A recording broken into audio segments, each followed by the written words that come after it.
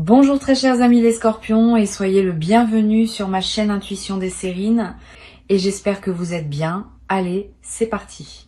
Le mot miracle a été usé par tant d'usages superficiels qu'on en a presque oublié sa signification réelle. On dit miracle pour parler d'un soleil qui se montre après plusieurs jours de pluie, pour parler d'un bus qui arrive juste à l'heure, pour parler d'un enfant qui s'endort sans pleurer.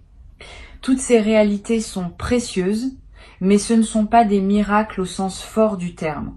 Le miracle véritable, c'est autre chose. C'est quand quelque chose se produit qui n'aurait pas dû se produire selon les lois apparentes qui régissent notre vie quotidienne. Quand une porte s'ouvre là où il n'y avait pas de porte. Quand une solution apparaît dans une situation qui semblait sans issue. Quand une rencontre se produit alors que toutes les probabilités étaient contre elle. C'est de cette catégorie-là que je veux te parler. Et c'est un miracle de cette qualité qui s'apprête à entrer dans ta vie. Avant d'aller plus loin, je veux te transmettre une compréhension importante. Les miracles véritables ne sont pas des accidents dans le tissu du réel. Ils ne sont pas des erreurs du système. Ils sont au contraire l'expression la plus précise du système lui-même, quand celui-ci fonctionne dans toute sa profondeur. Notre vie quotidienne nous habitue à un fonctionnement de surface, où les choses suivent les chemins prévisibles. Mais sous cette surface, il y a un fonctionnement plus profond, où des dynamiques moins visibles peuvent produire des résultats qui semblent surnaturels au regard des lois de surface. Les miracles sont l'irruption ponctuelle de ce fonctionnement plus profond dans notre quotidien. Ils ne contredisent pas la réalité. Ils la révèlent dans sa dimension la plus complète. Ce qui s'apprête à se produire pour toi appartient à cette catégorie. Ce ne sera pas seulement une bonne nouvelle. Ce sera quelque chose qui sortira du cadre de ce que tu pensais possible dans ta situation actuelle. Et c'est précisément cette qualité de sortie de cadre qui en fera un miracle plutôt qu'une simple chance. Tu vas reconnaître l'événement par cette signature particulière. Tu auras du mal au début à l'expliquer rationnellement. Tu chercheras des causes mécaniques pour comprendre ce qui s'est produit. Et tu réaliseras après examen qu'aucun enchaînement de causes ordinaires ne suffit à expliquer ce qui s'est passé. Cette résistance à l'explication mécanique est la marque la plus fiable d'un miracle véritable. Je veux clarifier quelque chose qui peut paraître contre-intuitif. Le miracle ne va pas se manifester à toi parce que tu serais une personne particulièrement méritante. Cette logique de rétribution n'est pas exacte. Le miracle va se manifester parce que tu as cultivé, à travers ton parcours, une certaine qualité d'ouverture qui rend possible la réception d'un événement de cette nature. Ce n'est pas une question de mérite, c'est une question de disposition. Tu es disposé. C'est à dire que ton système intérieur a atteint une qualité de réceptivité suffisante pour qu'un événement non ordinaire puisse y trouver un terrain d'accueil. Sans cette réceptivité préalable, le miracle, même s'il se manifestait extérieurement, ne s'enracinerait pas en toi. Il glisserait sur la surface de ta vie sans la transformer. Ici, sur Intuition des Sirènes, je veux te transmettre quelque chose qui va t'aider à reconnaître le miracle quand il se présentera. Les miracles ont une signature subtile dans le corps de celui qui les reçoit. Au moment où l'événement miraculeux se produit, tu vas ressentir une forme de vertige, bref. Un instant de suspension où le temps semble s'arrêter. Une chaleur qui se diffuse dans la poitrine. Des larmes qui peuvent monter sans cause apparente. Tous ces signaux corporels ne sont pas des coïncidences. Ils sont la manière dont ton corps capte le caractère extraordinaire de ce qui se passe, avant même que ton mental n'ait pu le formuler en mots. Apprends à faire confiance à ces signaux corporels. Ils sont plus rapides et plus fiables que les analyses que tu pourrais faire après coup. Je veux te parler de ce qui se passe juste avant qu'un miracle se manifeste. Souvent, il y a une période de calme inhabituelle qui précède immédiatement l'événement, comme si le monde s'apaisait pour préparer le passage de ce qui va arriver. Tu vas peut-être ressentir dans les heures ou les jours qui précèdent une qualité de tranquillité qui te paraîtra étrangère à ta situation ordinaire. Si tu remarques cette tranquillité préalable, n'essaye pas de la dissiper en remplissant ton temps d'activité. Habite-la. C'est dans cette qualité de calme que la manifestation peut trouver son moment.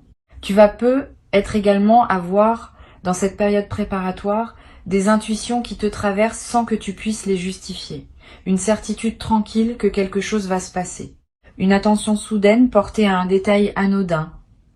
Une envie de faire quelque chose qui semble sans rapport avec tes préoccupations habituelles. Toutes ces intuitions sont la manière dont ta partie la plus profonde te prépare à l'accueil. Suis-les sans les rationaliser excessivement. Si l'envie de te rendre dans tel endroit te traverse, vas-y, si tu le peux. Si la pensée d'une personne te revient avec insistance, contacte-la peu, être. Ces gestes apparemment anodins peuvent être les conditions exactes par lesquelles le miracle va trouver son chemin jusqu'à toi. Sur Intuition des sirènes, je tiens à te dire quelque chose d'important sur la manière de recevoir un miracle. Quand l'événement extraordinaire se produit, beaucoup de personnes ont un réflexe étrange. Elles essaient immédiatement de le rationaliser, de le ramener dans la catégorie des coïncidences, de minimiser ce qu'il a de spécial. Ce réflexe vient d'un inconfort face à l'extraordinaire. Notre culture nous a habitués à expliquer, à mesurer, à quantifier. L'extraordinaire vrai résiste à ces opérations, et cette résistance peut nous mettre mal à l'aise. Si tu sens ce réflexe en toi quand le miracle arrive, observe-le sans lui obéir. Permets-toi de simplement reconnaître que oui, ce qui se passe est extraordinaire. Cette reconnaissance pleine est ce qui ancre le miracle dans ta réalité et lui permet de produire son plein effet. La résistance à minimiser ne signifie pas que tu doives en faire un drame ou un événement spectaculaire à raconter à tout le monde. Au contraire, les miracles aiment souvent une certaine discrétion. Ils ont une qualité presque intime, comme un cadeau personnel qu'on reçoit dans le secret de son cœur. Tu pourras peu être en parler plus tard, quand le moment sera venu. Mais dans les premiers temps, garde-le pour toi, pour pouvoir l'habiter pleinement, sans interférence extérieure. Cette retenue n'est pas du secret pour le secret. C'est une protection de la qualité de ce que tu vis. Je voudrais te parler maintenant de la trace que laisse un miracle véritable dans la vie d'une personne. Cette trace n'est pas seulement le bénéfice direct de l'événement. Elle est plus profonde. Elle consiste en une modification durable de ta perception du possible. Avant le miracle, tu avais une certaine carte mentale de ce qui peut arriver dans une vie. Après le miracle, cette carte s'élargit. Tu sais désormais, par expérience directe, que des choses peuvent arriver qui dépassent ce que tu aurais imaginé. Cette connaissance ne s'efface plus. Elle reste avec toi pour le reste de ta vie. Et elle te sert chaque fois que tu te trouves face à des situations qui semblent sans issue. Tu peux te rappeler qu'au moins une fois dans ton parcours, l'extraordinaire s'est produit et cette mémoire te donne une confiance qui n'est plus naïve mais fondée. Tu vas peu être également remarqué après le miracle que ta sensibilité aux signes augmente. Tu vas commencer à percevoir des subtilités que tu ne percevais pas avant, des coïncidences signifiantes, des connexions entre événements apparemment séparés, des messages qui te parviennent par des canaux improbables. Cette sensibilité élargie n'est pas une obsession superstitieuse, elle est l'expression d'une perception affinée par l'expérience directe que tu as faite. Tu sais désormais qu'il y a plus dans la réalité que ce qu'on en perçoit en surface.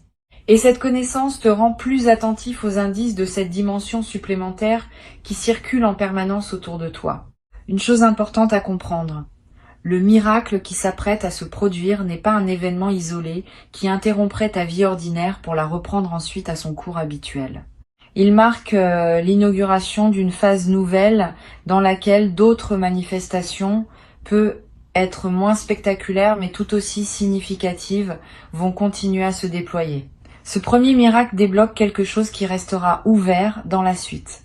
Tu vas peu être vivre, dans les mois et les années qui suivent, une succession de petites grâces qui te confirmeront que tu es entré dans une nouvelle relation au possible. Ces petites grâces ne seront pas tout aussi étonnantes que la première, mais leur accumulation va dessiner un paysage dans lequel tu te rendras compte, peu à peu, que ta vie a vraiment changé de qualité. Je veux te transmettre une perspective importante sur la gratitude qui devra accompagner cette manifestation. La gratitude n'est pas une politesse facultative à offrir après avoir reçu. Elle est une pratique active qui maintient ouvert le canal par lequel les bonnes choses peuvent continuer à arriver. Quand tu remercies sincèrement, tu confirmes à toutes les dimensions de ton être que tu es un destinataire conscient et appréciateur. Cette confirmation a un effet réel. Elle prépare la suite. À l'inverse, recevoir sans remercier ou prendre pour acquis ce qui te tombe entre les mains referme subtilement le canal, pas par punition, par simple effet énergétique. Un canal qui n'est pas honoré se ferme parce qu'il n'est plus reconnu comme canal. Cultive donc la gratitude consciente sans en faire un rituel artificiel. Une simple reconnaissance sincère à l'intérieur de toi suffit à maintenir le canal ouvert. Tu vas peut-être te demander, après le miracle, comment continuer à vivre normalement après une expérience aussi extraordinaire. Cette question est compréhensible, mais elle suppose à tort que l'ordinaire et l'extraordinaire sont des catégories étanches. En réalité, après un miracle bien intégré, tu vas découvrir que l'ordinaire n'est plus le même qu'avant. Il est imprégné d'une qualité nouvelle qui le rend précieux d'une manière qu'il n'avait pas auparavant. Tu n'as pas besoin de chercher à reproduire l'intensité du moment miraculeux. Tu peux simplement laisser cette intensité diffuser dans tes journées ordinaires, transformant subtilement la qualité de chaque moment. Cette diffusion progressive est l'un des cadeaux les plus précieux des miracles bien reçus. Sur Intuition des sirènes, je tiens à insister sur le fait que tu n'as pas à craindre que le miracle te transforme en une personne déconnectée des réalités ordinaires. Au contraire, les personnes qui ont vécu un véritable miracle deviennent souvent plus présentes au quotidien, plus attentives aux détails, plus sensibles à la beauté des choses simples. Cette présence accrue est l'effet d'une perception élargie. Quand on a touché à quelque chose qui dépasse l'ordinaire, on commence à voir l'ordinaire avec une qualité nouvelle. Le café du matin a un goût différent. Le visage d'un proche est regardé avec plus d'attention. Les conversations banales prennent une saveur particulière. Cette transfiguration du quotidien est l'un des effets les plus durables des miracles véritables. Je voudrais te parler d'une chose subtile concernant la communication du miracle. Tu vas peut-être avoir l'envie à un moment de partager ce que tu as vécu avec une personne précise. Cette envie est saine, mais elle demande un peu de discernement.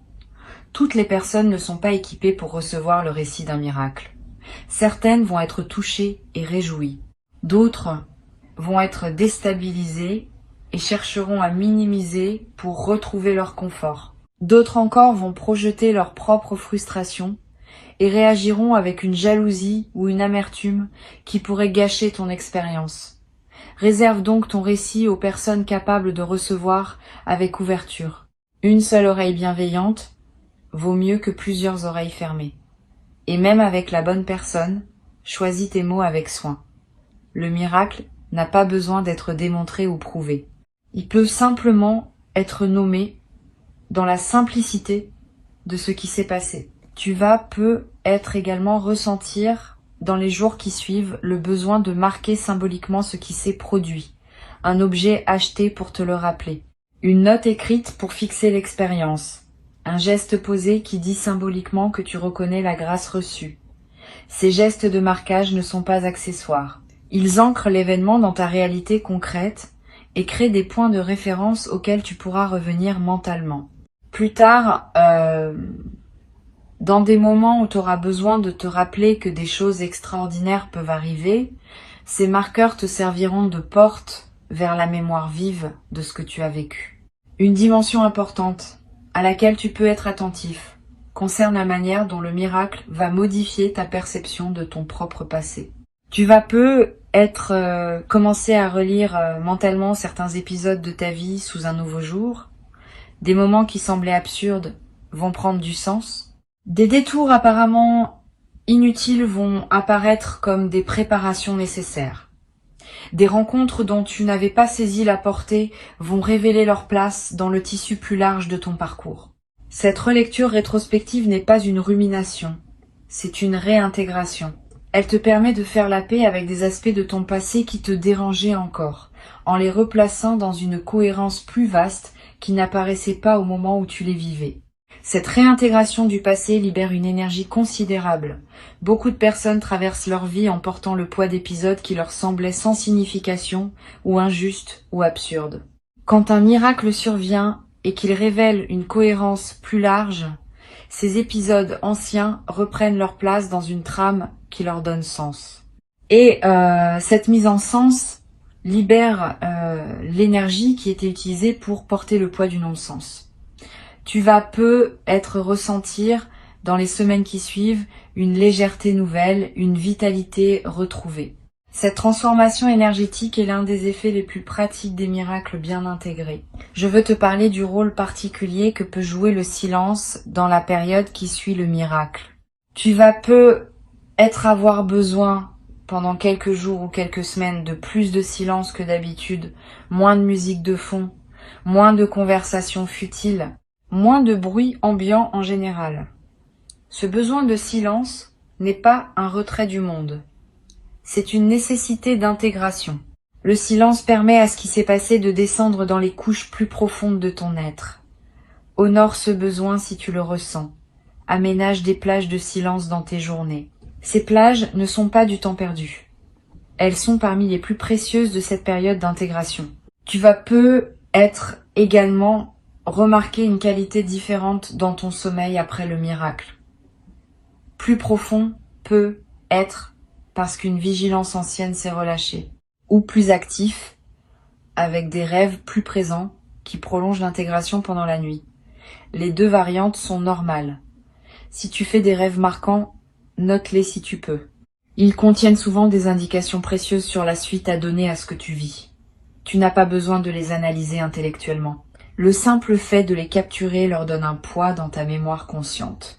Et tu pourras revenir à eux plus tard avec un éclairage nouveau. Une chose précieuse que tu vas développer après cette traversée est une nouvelle qualité de confiance dans la vie. Pas une confiance naïve qui ignore les difficultés. Une confiance fondée sur l'expérience directe que tu as faite. Tu sais désormais par toi-même que la vie peut surprendre. Que des choses peuvent arriver qui dépassent ce qu'on aurait osé espérer. Cette connaissance corporelle est plus solide que toute conviction intellectuelle. Elle t'accompagnera désormais dans toutes les phases de ton existence, te donnant une sérénité de fond même dans les moments de défi.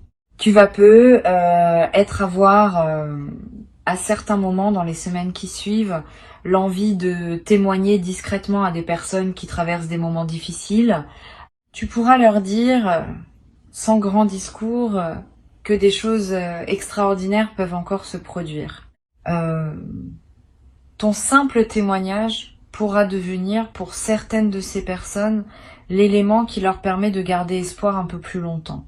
Tu deviendras à ton tour l'un de ces témoins du possible qui circulent dans le monde et qui maintiennent vivante l'idée que tout n'est pas figé d'avance. Ce rôle, sans en faire une mission grandiose, ajoutera une dimension de service silencieux à ta vie quotidienne. Sur cette chaîne, j'aime souligner que les miracles sont rarement des événements isolés. Ils ouvrent une porte qui reste ouverte. Et derrière cette porte, d'autres possibilités se déploient progressivement. Sois donc attentif à ce qui suit. Ne pense pas que tout se joue dans le moment central. Le moment central est l'inauguration. Ce qui suit est le déploiement. Et le déploiement promet d'être au moins aussi riche que le moment initial, parce qu'il s'inscrit dans la durée et accumule les significations à mesure qu'il avance. Cette continuité après l'événement est ce qui distingue les miracles véritables des éclats ponctuels qui ne laissent pas de traces durables. Je veux te transmettre une perspective importante sur l'humilité qui peut accompagner cette expérience. Pas une humilité diminuante qui te rabaisserait. Une humilité au sens vrai, qui consiste à reconnaître qu'on participe à des dynamiques qui nous dépassent. Tu n'es pas l'auteur du miracle. Tu en es le destinataire et le co-créateur, dans la mesure où ton ouverture a permis qu'il se produise. Mais quelque chose de plus large que toi a orchestré ce qui se passe. Cette reconnaissance d'une dimension qui dépasse ton seul effort personnel est ce qu'on peut appeler humilité dans le sens le plus juste du terme. Elle te garde connecté à une trame plus grande que ta seule existence individuelle. Tu vas être éprouvé à certains moments une émotion difficile à nommer. Un mélange de joie, d'humilité, de gratitude, de presque révérence. Cette émotion mixte est typique des expériences qui touchent à des dimensions profondes. Permets-toi de la vivre sans chercher à la simplifier. Sa complexité est précieuse. Elle te connecte à des dimensions de ta sensibilité, qui restent souvent inaccessibles dans la vie ordinaire. Et cette connexion à ta sensibilité profonde est elle-même l'un des cadeaux secondaires de ce qui s'apprête à se vivre. Je voudrais te parler d'une dimension qui peut surprendre. Le miracle qui s'approche n'est pas seulement pour toi. Il est aussi pour les personnes qui t'entourent, indirectement. Quand quelqu'un dans un cercle social vit une expérience qui élargit sa perception du possible, cela rayonne sur les autres. Pas immédiatement de manière visible, mais subtilement. Les personnes proches de toi vont sentir, sans toujours pouvoir le nommer, que quelque chose a changé dans ta présence.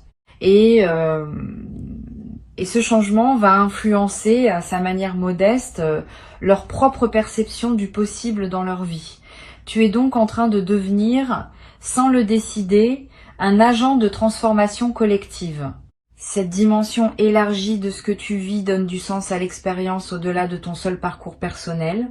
Tu vas être également développé dans la durée une qualité particulière dans la manière de répondre aux difficultés. Quand un défi se présentera après cette traversée, tu auras une nouvelle ressource intérieure à mobiliser. Tu pourras te dire, en toute connaissance de cause, que des solutions inattendues peuvent surgir, que des portes peuvent s'ouvrir là où tu n'en voyais pas, que la vie peut encore surprendre dans la bonne direction.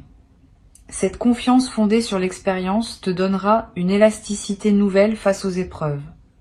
Tu cesseras de te crisper dès qu'une difficulté apparaît. Tu pourras la traverser avec plus de souplesse en sachant que des ressources existent, parfois invisibles, qui peuvent se manifester quand le moment juste arrive. Pour conclure cette transmission, je veux te dire que ce qui s'apprête à se produire pour toi est précieux et que tu mérites pleinement de le recevoir. Avant de te quitter pleinement, je voudrais te transmettre encore plusieurs perspectives qui peuvent enrichir ta préparation à recevoir ce miracle. La première concerne la qualité particulière du regard que tu vas développer après cette expérience. Tu vas regarder le monde différemment, pas avec naïveté excessive qui verrait des miracles partout, avec une attention plus fine qui repère les petits signes de la présence active de l'extraordinaire dans le quotidien. Cette qualité de regard est elle-même un cadeau durable. Elle transforme la manière dont tu habites tes journées. Tu cesses de fonctionner en mode automatique. Tu commences à voir vraiment ce qui t'entoure, avec ses dimensions visibles et ses dimensions plus subtiles. Cette perception élargie est l'un des effets les plus précieux des miracles bien intégrés. Une deuxième perspective importante. Le miracle qui s'approche va également affecter ta capacité à recevoir d'autres formes de grâce dans ta vie. Quand un canal s'ouvre par lequel l'extraordinaire peut passer, ce canal reste ouvert pour d'autres manifestations. Tu vas être remarqué dans les semaines et les mois qui suivent que des choses bonnes se présentent à toi avec une fréquence inhabituelle, une opportunité qui se manifeste juste au bon moment, une rencontre fortuite qui s'avère significative, une information qui te parvient juste quand tu en avais besoin. Cette accumulation de petites grâces est l'effet en cascade du premier miracle. Elles ne sont pas toutes aussi spectaculaires que l'événement initial, mais leur accumulation transforme la qualité globale de ta vie. Tu vas être également découvrir, à travers cette traversée, une nouvelle relation à la prière ou à l'intention silencieuse, pas nécessairement religieuse au sens traditionnel. Plutôt une pratique simple qui consiste à formuler intérieurement, sans parole solennelle, ce que tu désires voir se manifester dans ta vie. Cette formulation intérieure n'est pas une magie. C'est une mise en alignement consciente. Elle confirme à toutes les dimensions de ton être quelle direction tu choisis. Et cette confirmation aide à orienter ce qui se manifeste. Beaucoup de personnes traversent leur vie sans jamais formuler clairement ce qu'elles veulent, et leurs souhaits restent flous, donc difficiles à actualiser. Tu vas être commencé à pratiquer cette formulation claire, et tu vas observer que ce que tu formules avec sincérité a tendance à se manifester avec une fréquence plus grande que ce que tu laisses dans le flou. Tu vas remarquer également une transformation dans ton rapport au temps après cette expérience. Le temps ne sera plus tout à fait le même qu'avant. Avant tu vivais dans un certain défilement linéaire, où le passé pesait, où l'avenir préoccupait, où le présent se trouvait souvent négligé. Après, le présent va prendre une qualité différente. Tu vas vivre davantage dans le moment qui s'écoule, parce que tu auras compris, par expérience, que c'est dans le présent que les choses extraordinaires se manifestent. Cette nouvelle relation au présent est l'une des transformations les plus précieuses que peut apporter une expérience miraculeuse bien intégrée. Sur cette chaîne, j'observe que les personnes qui ont vécu un véritable miracle développent souvent une nouvelle qualité d'humour, pas un humour cynique. Un humour léger qui reconnaît les paradoxes savoureux de l'existence. Quand on a touché à quelque chose qui dépasse les explications mécaniques ordinaires, on peut sourire de la manière dont on prenait certaines choses trop au sérieux auparavant. Cet humour n'est pas une moquerie, c'est une légèreté retrouvée. Il rend la vie quotidienne plus agréable, à toi-même et à ceux qui te côtoient. Cette qualité d'humour léger est l'un des cadeaux secondaires les plus appréciables. Tu vas peu être également remarqué, dans cette nouvelle phase, que ta sensibilité à la beauté augmente. Tu vas être plus touché par un coucher de soleil, par un visage croisé dans la rue, par une mélodie entendue par hasard, par la lumière qui passe à travers une fenêtre. Cette sensibilité accrue à la beauté est l'expression du fait que ta présence à la vie s'intensifie. Et la beauté, à son tour, te nourrit d'une manière qu'elle ne te nourrissait pas avant. Tu vas découvrir que la beauté est partout, dans les détails les plus modestes du quotidien, et qu'il suffit d'avoir développé la qualité de regard pour la voir. Ce développement de ta capacité à voir la beauté est l'un des cadeaux les plus durables qui dépassent largement le bénéfice direct du miracle initial. Une chose précieuse que je veux te transmettre. Après cette expérience, tu auras une nouvelle ressource pour les moments difficiles. Quand quelque chose te paraîtra sans issue, tu pourras revenir mentalement à l'expérience que tu as vécue et te rappeler que tu as déjà été surpris une fois par ce que la vie pouvait offrir. Cette mémoire fonctionnera comme une boussole intérieure dans les moments d'épreuve. Elle te dira sans parole que des solutions inattendues peuvent encore se présenter, que des portes peuvent encore s'ouvrir, que tout n'est pas joué d'avance. Cette boussole te servira pour le reste de ta vie. Elle est l'un des bénéfices les plus discrets, mais les plus essentiels de ce qui s'apprête à se vivre. Je voudrais te parler également de la responsabilité douce qui accompagne le fait d'avoir reçu un miracle. Quand on est destinataire d'une grâce, on devient en quelque sorte porteur d'une lumière qu'il s'agit de ne pas éteindre par négligence. Cette responsabilité ne te demande pas grand-chose. Elle te demande simplement de ne pas oublier ce qui t'a été donné, de ne pas le minimiser au fil du temps, de ne pas le rationaliser après coup pour le ramener dans la catégorie de l'ordinaire. Cette fidélité à la mémoire de ce qui a été vécu est le minimum que demande la grâce reçue. Et cette fidélité, en retour, maintient en toi la qualité d'ouverture qui rend possible la suite. Tu vas peu avoir à un moment l'envie de marquer ce qui s'est passé par un acte symbolique. Tu peux planter quelque chose dans un jardin si tu en as un. Tu peux faire un don modeste à une cause qui te tient à cœur. Tu peux écrire une lettre à toi-même que tu ouvriras dans plusieurs années. Ces actes symboliques inscrivent l'expérience dans la trame concrète de ta vie. Ils créent des points de référence durables. Et ils confirment à toi-même que tu reconnais l'importance de ce qui s'est produit. Cette pratique de marquer les moments importants par des actes symboliques est l'une des plus simples et des plus efficaces pour intégrer durablement ce qu'on a vécu. Une dernière dimension à laquelle je tiens. Le miracle qui arrive pour toi peut être aussi un sens qui te dépasse, qui s'inscrit dans une trame plus large que ta seule existence individuelle. Tu pourrais devenir à terme un témoin discret pour d'autres personnes, un exemple silencieux que des choses extraordinaires sont possibles, sans avoir à devenir prédicateur de quoi que ce soit. Simplement par ta présence, par la qualité de ta vie après cette transformation, tu vas inspirer, sans le décider, certaines personnes autour de toi. Cette inspiration silencieuse est l'une des manières les plus douces par lesquelles le bien circule entre les êtres humains. Tu vas devenir, à ton tour, un de ces témoins que la vie utilise pour rappeler à d'autres que rien n'est définitivement figé. Je voudrais ajouter une perspective sur le rôle que peut jouer la nature dans la période qui suit le miracle. Tu vas peu ressentir une attraction nouvelle pour les espaces naturels. Le besoin de marcher dans une forêt, de regarder longuement un arbre, de toucher l'écorce, de sentir la pluie sur ton visage. Cette attraction n'est pas anecdotique. Elle est l'expression d'un besoin profond de te connecter à des dimensions plus vastes de la réalité, dimensions auxquelles le miracle t'a brièvement donné accès. La nature offre un cadre où ces dimensions restent perceptibles plus facilement qu'en milieu urbain. Suis cette attraction quand elle se présente. Donne-toi des moments dans la nature, même brefs. Ils vont consolider ce qui s'est ouvert en toi. Ne te questionne pas sur cette dignité quand le moment viendra. Reçois simplement, avec la qualité de présence que tu as construite à travers tout ton parcours. Cette qualité de présence est ce qui te permet d'accueillir l'extraordinaire sans le déformer par tes anciens automatismes. Et cette qualité d'accueil est ce qui transforme un événement, même miraculeux, en bascule véritable dans ta vie. Tu es prêt. Le miracle est en chemin. Il porte exactement ce dont ta vie avait besoin pour entrer dans sa nouvelle phase. Reste ouvert. Reste attentif. Et quand tu le verras se manifester, tu sauras que oui, c'est cela.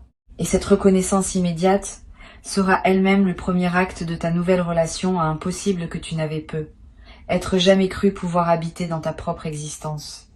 Garde ces mots avec toi pour les jours qui viennent. Reviens-y si tu en sens le besoin. Et avance avec confiance dans la direction de ce qui se prépare maintenant pour toi.